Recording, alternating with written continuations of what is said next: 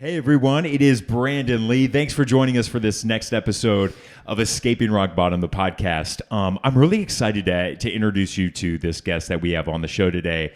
I know a little bit about her story. I love her vibe. I love her energy. And she reached out to me, God, it was like a year ago. And we went on a little hiatus this show. So I'm super glad to have her back here. And I love her fashion sense because it's all about Hope Dealer. Yeah. So everybody welcome Christin. What's up? Hi, how are you? I'm really good. First off, it's so cool to finally sit down Absolutely. and hear your story in depth. Definitely.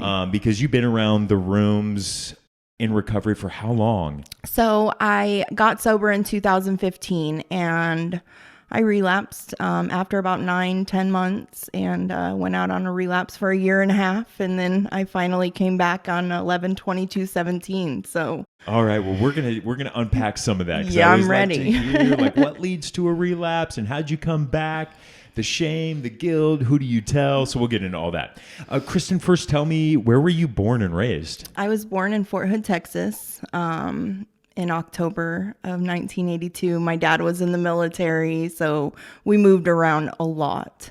You know, I'd get comfortable, move out, move to Germany, and it was hard growing up as a kid.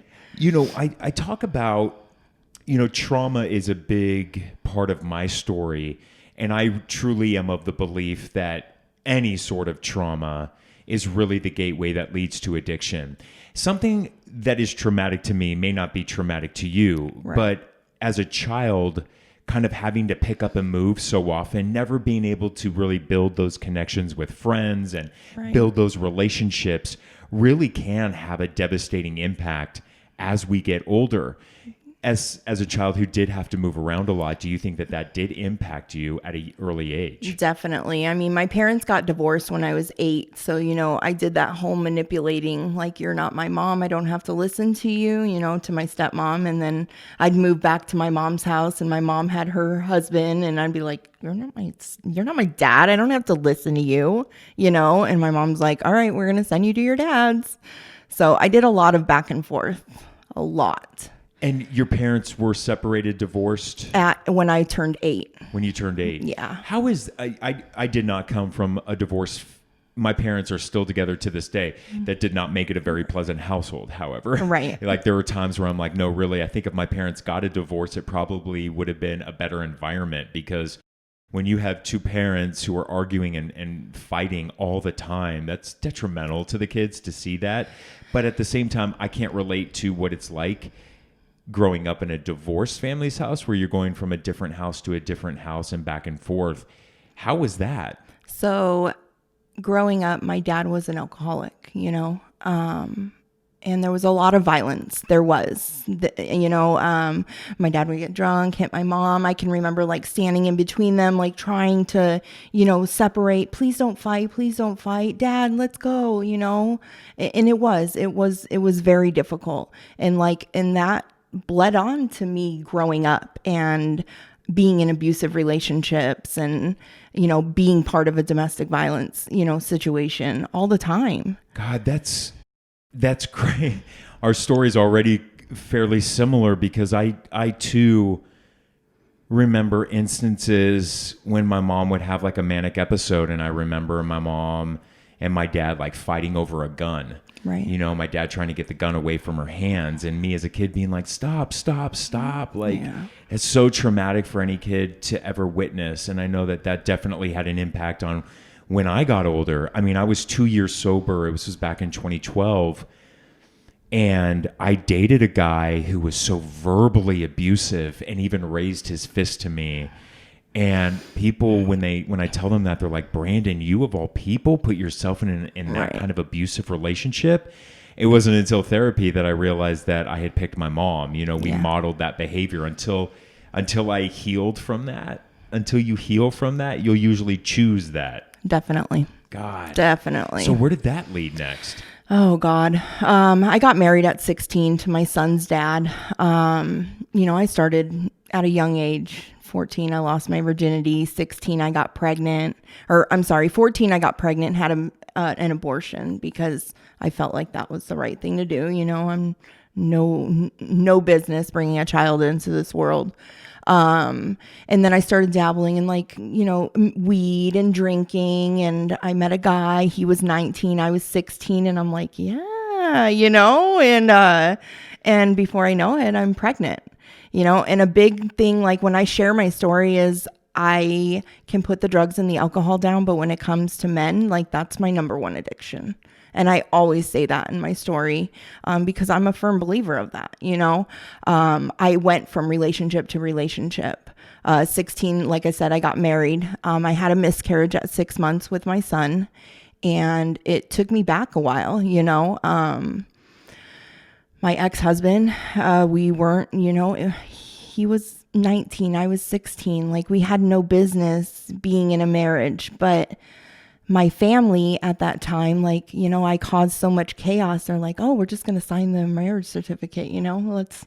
Mom and dad were ready to get rid of you. Absolutely, you come over here and take care of this young lady. Totally. And good luck with that. Right. So I get pregnant. Like I said, I had the miscarriage, but I graduated high school. I went to a teen parenting school downtown Phoenix, and I worked at my own pace because I hated school so much. Like I was picked on, I was bullied, and then I went through the phase like, oh, I'm going to hang out with dudes all the time, and you ain't going to get me. Like I got this, and so it just was up and down all the time.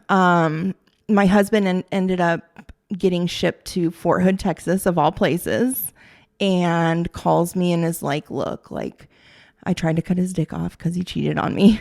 Did you really? Yes. You and Lorena? Yes, I tried really hard, and I was like this, and he was like this, and he was squirming, and so we separated for a little bit, and he calls me like 2 months later, and he's like, look, like we're married, like let's make this work.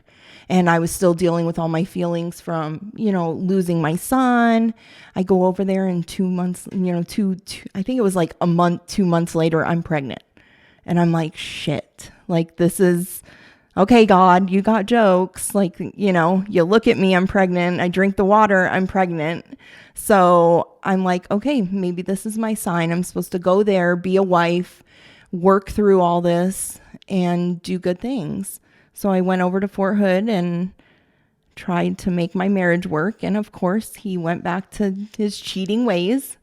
And he ended up getting dishonorably discharged out of the military. And I was like, I'm 9 months pregnant. Like, my mom, no matter what, like, we can put our parents through hell. You know what I mean? And like, my mom always was there for me. And she came, flew over, got me. And a week later, I had my son here. Wow. Yeah. So I started my whole single mom life, and I'm like, I'm going to do this, I'm going to be a good mom to my son. Screw the man thing. I'm going to divorce him. We're going to do this. Went to college, started going to college, got a full ride scholarship to ASU West, was doing big things. And then I got introduced to meth. And oh boy. Yeah. I was meth is what brought me down. I mean, I did cocaine when I was like 15 years old, and then a lot of ecstasy back in like the mid 90s when the early rave scene was there. And that's when I used to drive out actually to Indio and on the Indian reservations, because the feds had no say on what happened on Indian reservations. And the Indian reservations were like, yeah, you guys can throw your big old parties out here and give us a huge cut of that money. So I was a big ecstasy guy. And then GHB for about a decade, which is the liquid date rape drug. And I'm like, I always laugh. I'm like, yeah, I was that guy that like definitely gave myself the date rape drug. And it was just like a super downer, it's a depressant, and it's just like alcohol. You get that warm, fuzzy feeling with no hangover. Yeah. The only problem is you do a little bit too much G, you're going to black out and you can easily die. Absolutely. Which is just insane that I used to black out that much. And then I was high on GHB one night, and I was in the slums of Los Angeles, and that's when I was already like inebriated, my inhibitions were down, and this guy offered me meth for the first time. And meth had always been around me in the gay community because it just is. Right. Meth is like, it's a big thing in the gay community because meth is always tied to sex. Right. And so, but I saw like what meth did to my friends in New York City when we'd go out clubbing. And I would always look at them being like, dude, you look like death. Yeah. I'm like, you look like a skeleton. Like, what is happening to you? And so that always kept meth away. Like, I was able to say no to meth my whole life until I was super high on GHB, and this guy in the slums of LA, like, just pulled out a pipe, and Right. like I just said yes. And Right. the moment the moment I took a hit off that meth pipe, I knew that I was done. I looked at myself and I was like, dude, you were going to go down, and I was all for it. Yeah. So what was that first meth experience for you like? So, like I said, I was going to college. I was a single mom. I'm working 3 jobs, trying to live a good life and raise my son. And I was living in Surprise. I met some guys from El Mirage. I'm blonde hair, green eyes, like shit, they're going to run this. And it's crazy because I was watching your episode last night and I was like, oh my gosh, her Jennifer, running me. the Yes. nurse. I love her. And Adore running. her. Yes. I love it. And I'm like, I can relate to her story. Yeah. They're gonna, just pick up the car. You can come over here, drop the car off. We're gonna put some stuff in there. You take it to New Mexico, California, New Mexico, like Nevada. I was like, okay, money, hell yeah, and then before I know it, like I'm doing like a little bump here, a little bump there, and then I got a pipe in my mouth, and I'm like, I lose my scholarship, I quit my job, I get fired from another job, and I give my give my parents temporary guardianship over my son. Wow. Yeah. You guys, I always say this. I'm like, if you're ever debating or you're ever thinking about doing crystal meth, I'm telling you, it will destroy lives. Like, Absolutely. And it doesn't take long. Nope. You don't have to be a daily meth user. I know there's different kinds of users. There's like the daily meth user, like the chores. I got to get a bunch of stuff done today. Yeah. And then there's the other spectrum with meth. It's always tied to sex. Absolutely. Regardless, I don't care. Like meth took me out in 6 months. Yeah. That was it. It was a 6-month journey for me that brought me to my knees. What was it like for you? Like how long, when you started meth to the end, when you first got sober the first time, like how much time elapsed? So the first time I got sober was in 2003. I ended up getting caught, and I was pregnant again, and I was doing meth every day. So my son went with my parents. They got temporary guardianship. I'm having this little girl, and by the dope man, the guy that I'm running around dope with, and now I'm like, fuck, like what am I gonna do? Like I can't stop doing this. I can't stop doing meth. Like I really can't. And I can remember like begging God, like do something, please, like make something happen so that I can quit, because I didn't, the rehab, it just wasn't all me. So I ended up going and I got arrested. I sold 2 ounces of meth to an undercover cop. How pregnant were you at that time? 6 months. Yeah. It's heartbreaking. But I look at it as a blessing because that happened. I got to go to jail. Forced you to get sober. Absolutely. And my daughter came out perfect. She did. 3 weeks early, 9 pounds, 22 and a half inches long, and not a trace of meth in her system. Oh my God. And I was so blessed, like I really dreaded being locked up. I'd beg my parents every day, like, please, my baby's dad isn't doing anything. Like, get me out of here. I can't have this baby. I'd see girls leave the pod and like come back with no baby, like no belly, have their kid, and it's just like ripped out of them. And I'm like, oh my God, like I can't do this, Mom. And my mom was trying to do like the whole tough love thing. So she finally, like a week before I had my daughter, she got me out. She bonded me out, and she was like, look, like you're going to go to rehab. You need to. Yeah. Because you need to do something, because otherwise you're going to go back and get high. Yeah. You're going to go back to El Mirage. You're going to go right back to the, where to go, and you're going to be screwed. And then this little girl's going to come out addicted, and that's not what you want. So I went to rehab. It's LifeWell now. It was Nova back then, but like you could bring your kid to daycare. To rehab. They would watch her in the daycare for a little bit, and you could do your classes and stuff like that. So that was really cool to me. My daughter was born like a week before Christmas. So I remember my parents coming and like bringing Christmas presents for me and her. And I got to see my son. And my mom's like, this place is disgusting. And I'm like, cha-ching. That's my way out. I'm going to get out of this. And mom's like, why don't you just come home? Come home with the baby. Let's get your life together. And I was like, okay. And that's what I did. And she's like, but you have to start going to meetings. Yeah. And I was like, meetings? I was like, ugh. And she's like, seriously, I need you to take this serious, And so I ended up going to CMA meetings. Yeah, I used to be a CMA or two, especially at the beginning. Saved my life, know? Yeah. But you know what's interesting? When I was in Atlanta, Georgia, I was 60 days clean, moving from LA. I'm in Georgia, and I needed the CMA, which is Crystal Meth Anonymous, by the way. I needed the CMA meetings because I needed to hear from other guys who were using the same drug that I was. Right. Because at that time in that recovery, I couldn't relate to alcohol. Right. Like I needed to hear people talking about what crystal meth did to them, how they overcame it. Right. The sad part for me was there wasn't a lot of long-term sobriety in there. However, when I was 60 days clean, seeing somebody with 2 years sober from crystal meth was like, wow. You are a saint. Right. Like you are a hero. And just that was enough to keep me coming back to CMA. I so agree. you started at CMA, and how did that go? So it went good for 3 weeks. And then I met a girl in there and I was on this whole fuck men thing. I hate men and I'm going to be a lesbian. Right. And then, I start living this life and I'm starting to notice things and she's like, oh, let's go take the kids to the babysitter. We'll drop them off. She goes to work. She's a stripper. So, I'm like, all right. And she'd disappear in the bathroom and I'm like, I know what's going on. I'm not stupid. Bust out, give me some. I want some too so I can be on your level. And we started doing stuff and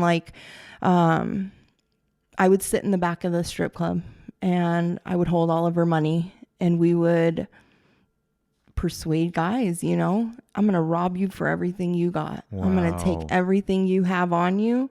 And because I'm just so angry with men right now, I have a broken marriage and, finally my divorce went through and I'm like, I can't do this anymore. How much time sober did you have before you relapsed with that girlfriend? A month. Oh, okay. If that. Okay. If that. Yeah. How long did that last? Honestly, I met a guy at the strip club and like I said, Hustlers, J-Lo movie, where the stripper, that was my shit, and I met this guy and he's like a biker and tattoos all over and I'm like, I don't want to be a lesbian anymore. And the girl's like, what? And I'm like, I like him. Yeah. And he's 45, I'm 23, and I fall in love. And I stopped doing meth for a little bit. I conned him into going to Mexico to get a vasectomy reversal. Yeah. And I wanted to have a baby because babies fix everything, Wow. Yeah. So my daughter that I had been dropping off at the babysitter's, my drug use got in the way of everything. You know what I mean? Taking care of the baby. I couldn't be there for her like I needed. I gave her up for adoption. You did. I did. And I beat myself up for a long time about it, but now looking at her, that was the best thing that I could have ever did for that little girl. She went to a loving family. It was an open adoption, and her family or her adopted parents are a huge part of my recovery. They are. Okay, let's jump to that part because that's really interesting. So how old is your daughter? So she'll be 17 in December. Okay, so she's going to be 17 in December. What time in her life did you give her up for adoption? She was a month old, 2 months old. Wow. Yeah. So that's 16, 17 years ago. Yeah. The people who adopted her, did you know them? I've known them half my life. I knew them since I was about 12 years old. So was there a promise that when you gave her up for adoption that they would allow you to still be somewhat part of her life? Absolutely. In a very open, communicative way. This is your real mom. Definitely. were your parents type situation? How is that? So it's funny because And like does she people, resent you? Does she hate you? Did she ever God, resent you? Did you no. ever have to have a hard heart-to-heart talk? not at all. Wow. Like that kid loves the hell out of me. It's crazy because like my life now, I'm like, and she looks at me and she's like, Mom, I'm so proud of you. You know what I mean? Like to see where I was. And when I got sober this last time, I moved into her adopted parents' house. Wow. They opened up their doors for me and knew like, I'm going to give you another shot. And that's what would happen. Like I'd get sober. I'd do good for a little bit. I got pregnant with another kid. He had the vasectomy reversal, got pregnant right away. And then I'm like, oh, this is going to be great. Find out the dude's like, Hell's Angels. He's, living a whole double life. He'd tell me he's going to California to the tattoo shop to check it out. So essentially you still had a very bad picker of men. Absolutely. My picker was horrible. My sponsor would be like, you are not allowed to pick men. No. Please, for the love of God. Okay, so what's your relationship like now with her? Like, do you see her often? Does she communicate? All the time. You do? She's actually babysitting my stepson right now. Wow. Yeah. That's amazing. And so listen, and it's really important for me that I say this in every episode. There is no shame on this podcast. Right. Zero shame. And there's zero judgment of other people on this podcast. Because, damn it, I made a ton of really terrible, terrible life decisions. Yeah. And you could sit here and maybe there's a few people listening to this podcast and they're like, why did she keep having kids? Why did this? Stop. Just stop. Because everybody makes really bad life choices when drugs are impacting our psyche. And that's the point of this podcast, is to understand that when we're high on drugs and when there's traumatic things that happen in our childhood that go untreated, people who are listening, they can't see what I'm doing. People who are watching will be able to see this demonstration of what I'm doing. When we are born, our wires were like this. It's like that's why we always have this saying, God, when we're born into this world, we're perfect human beings. Right. We really are. So our wires are like this. Well, any sort of traumatic childhood experience does this. And it offsets the wiring. And we begin to communicate like this. And what's happening? We're misfiring. Absolutely. So that's why we start to choose drugs. We choose alcohol. We make bad, poor life decisions. So we're constantly living like this. And we're constantly operating in this survival mode, in this high vibration, right? Until we go into deep therapy and until we do EMDR light therapy, or until we begin to really peel back the layers and really attack this from a traumatic issue, right? We need to rewire. So that's the only way the brain works, is to rewire to get us back here. And then things begin to fire correctly again. Right. But until we begin to treat that trauma, I don't care if you're in the rooms of AA or not, you're going to continue to misfire. And you're still... I think you can agree with me here. There's a lot of people in the rooms of AA who have 20 to 30 years of recovery, and their life is a mess. Absolutely. And they are still misfiring. Absolutely. Because they never went back to treat the initial trauma. Right. So, yeah, AA can give you all the coping mechanisms you can, but there are going to be times 20 to 25 years where you're like, why am I continuing to pick bad people? Why am I continuing to struggle? Well, I would say, have you ever addressed your trauma to rewire your brain to fire like this? So I'm guilty, I haven't done what you're doing and stuff like that. I've done a little bit of therapy here and there, but this is something that I'm really working on now. I'm going to be 3 years sober. Like, it's time to fucking fix this shit. Right. Because I ask you, I look at your story, Christin, and I'm like, how much has relapse? How much has relapse been part of your story? And I would suffice to say quite a bit. Yeah. And I'm not judging you for relapse. Right. And this is another thing that I know exactly what you're gonna say. People, listen. I was a member of AA for the first 8 years. I went to 5 meetings a week. I am so damn grateful for what AA brought to my life in CMA. Are you kidding me? Like, I give them full credit for the life that I'm actually alive today. Okay, I'm not here to crap on parts of AA, but I just have a different belief system, and I think that that's okay and should be respected as well. Absolutely. So I ask people, I'm so against this. How much time of continuous sobriety do you have? I'm like, can we just stop? Can we just stop with this continuous? Like, if you had 3 years of recovery and you relapse, you don't lose those 3 years of that life wisdom that you learned. Right. And no, you don't have to start back one at kindergarten in AA or CMA. So What I would say to you though is like, okay, do you notice a trend?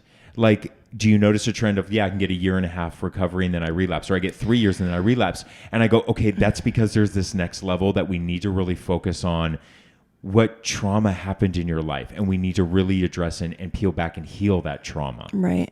So after I had my second daughter, it was an eye-opening thing. You know what I mean? Like I wasn't doing meth. I stopped doing it. I had so much anger towards men and like cheating on me and like making me look like an ass, but then 2 months later, I'm in another relationship and again, I get married. I meet a guy 2 months later and I get married. And now, I have this kid and it's another toxic relationship. And now I'm bringing this little girl because my third child, like, I love my kids and I say this with all my heart. Like I love my children and I would never change anything that I've done. You know what I mean? Of course. But that third child, it was like I was supposed to change my ways and everything was going to be different. And I was going to be the mom that I was supposed to be, that I couldn't have been, that I didn't for my son and my other daughter. And I fucked it all up. Yeah. And I really feel bad for my last one because she got the wrath of everything. I started doing meth again. Yeah. My image has always been a thing. So in the back of my mind, I know that if I go do meth for a couple days, like I can lose 20 pounds. You know what I mean? And before I know it, I'm doing it every day. And then I'm a sucked up skeleton. And I got introduced to heroin and I got introduced to the needle. Yeah. And I'm in an abusive relationship. Again, I divorced that guy, go into another one, leave that one, go into another one. And this last one was fucking horrible. And I lost my house, my car, my kid in 32 days from sticking a needle in my arm and doing meth and heroin together.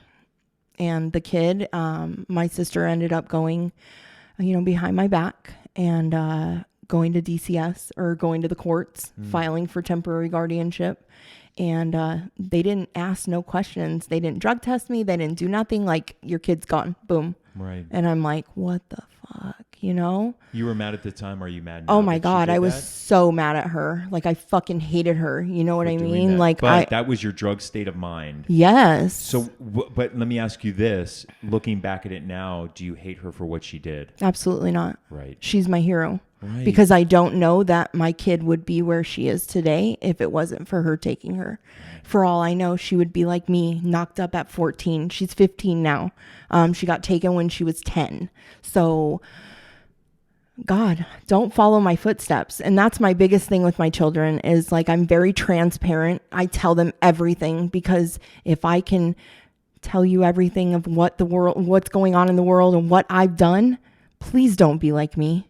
My son went through, he's 19 now, went through a little spurt of like, smoking weed, tried ecstasy once, calls me. He's like, Mom, you told me to call you. I'm like, oh my God, boy. Please, like, for the love of God, don't be like me. Right. And he's like, but you told me to call you. I just wanted to try it once.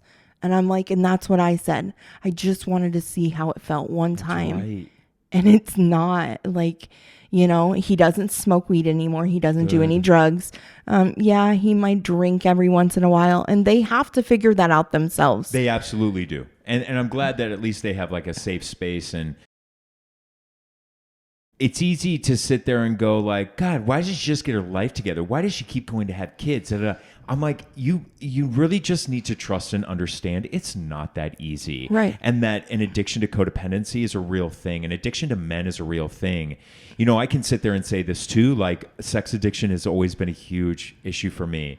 And like, I may have been sober for like 10 and a half years, right? And I have all that. Yeah, because it's just a drink or a drug. But I'm like, do you know how bad sex has been out of control from up into my life until 8 or 9 years into sobriety? So I can sit there and go like, okay, well, do I only have like a year sobriety? Because sex is like, has always been something I've struggled with, finding that balance. Did you know that until I've been in therapy for like 6 or 7 years, but the specialist with trauma therapy, I began this past May.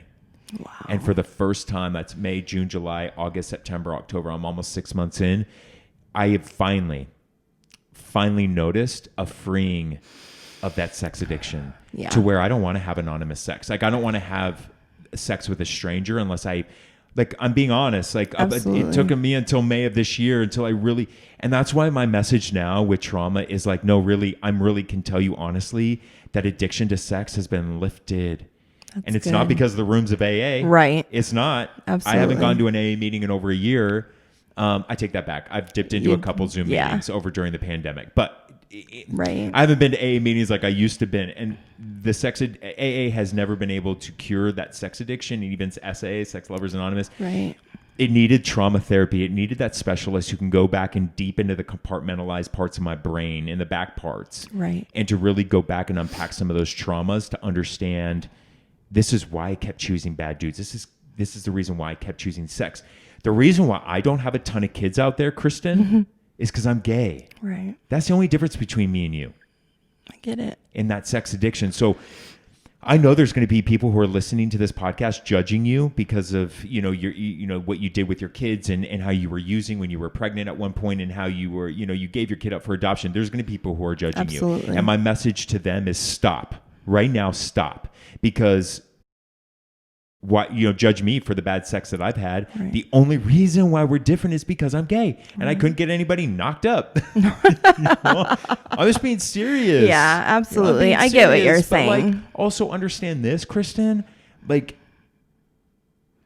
it's time for you to really address that trauma and dig deep and go there, because I don't want you to ever relapse again. Right. The fact that you did, okay, you're back, you're here, you're sober, you're a part of your kids' lives. You're there for that testimonial for your kids to be like, this is what drugs will do. Absolutely. Absolutely. This is where drugs will bring you. Yeah. So like my 15-year-old, like I had the DCS case. Finally I got like a moment where I was just like, all right, I'm going to go to rehab and I'm going to really fucking do this. And I'm going to leave this guy and I'm going to do good things and I'm going to get my kid back.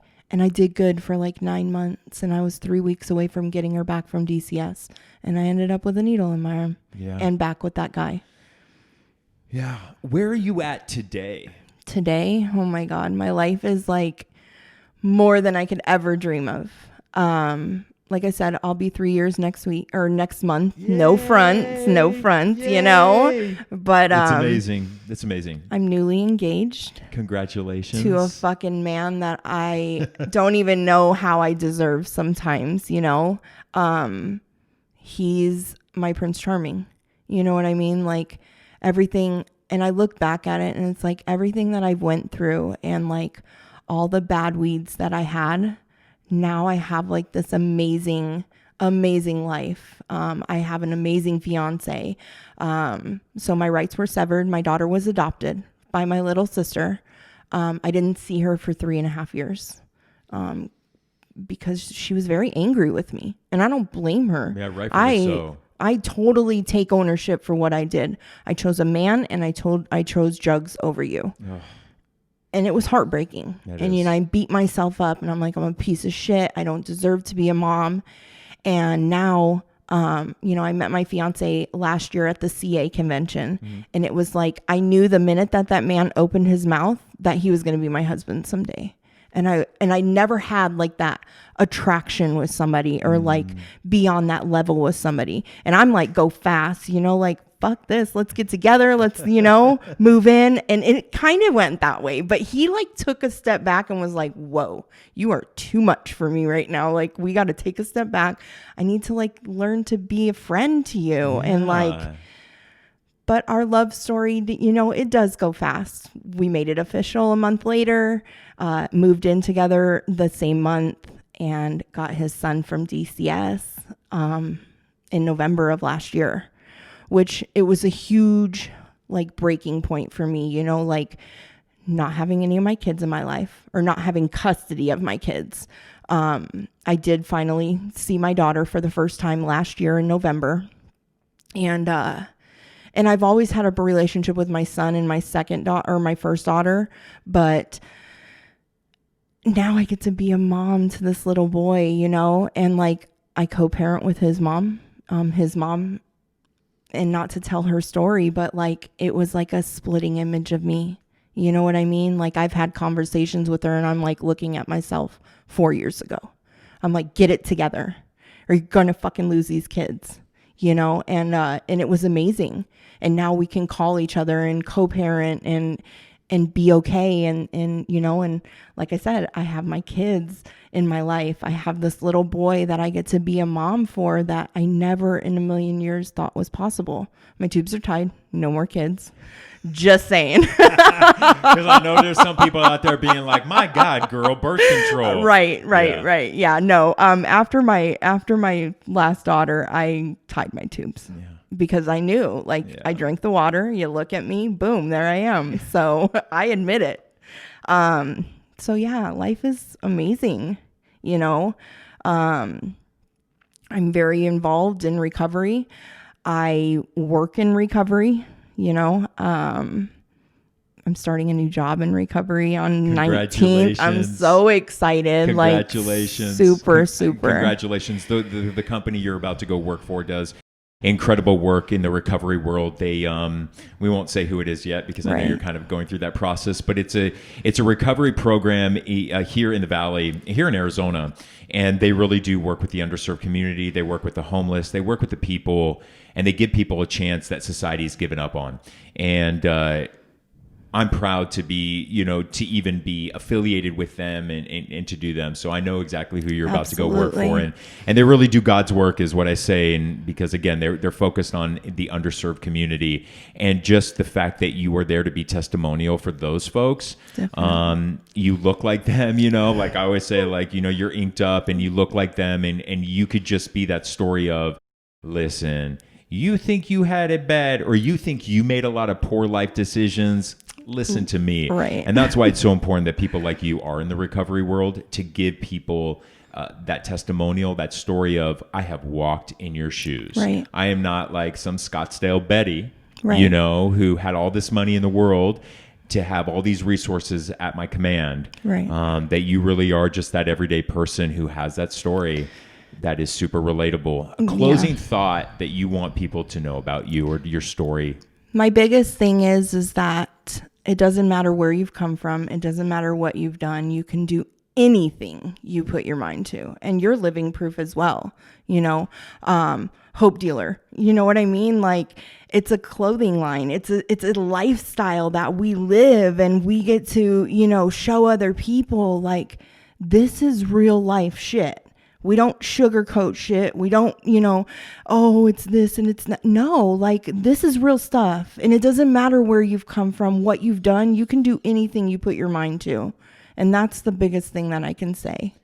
Yeah, because, you know, people relapse on the dark. They relapse on the ugly, and they relapse because those are their secrets. Right. And even in AA, and that's one thing they always say, like, don't overshare in meetings. And I'm like, yeah, sorry, I have the total opposite belief. I'm like, you share whatever the hell you need to share. Spew that shit out. Yeah, just that nasty, that ugly. Just share it. I don't care if it's a room of 100 people. If that's what's going to keep you alive, definitely do it. And it's also why I wrote my book, Mascara Boy, and just let it all out there, because I know that if I didn't share the deep and the dark and the ugly, that I could eventually relapse. And that's what always drives people. And so the more people like Christin that share that dark and the ugly, because parts of her story are really ugly. They just are. Yeah. But if she shares that, as she is sharing that, and she just gives hope to that other mom out there or that other person out there who's like, oh, yeah, she has got an uglier life than me, then there's no reason why I shouldn't be sharing my dark and ugly.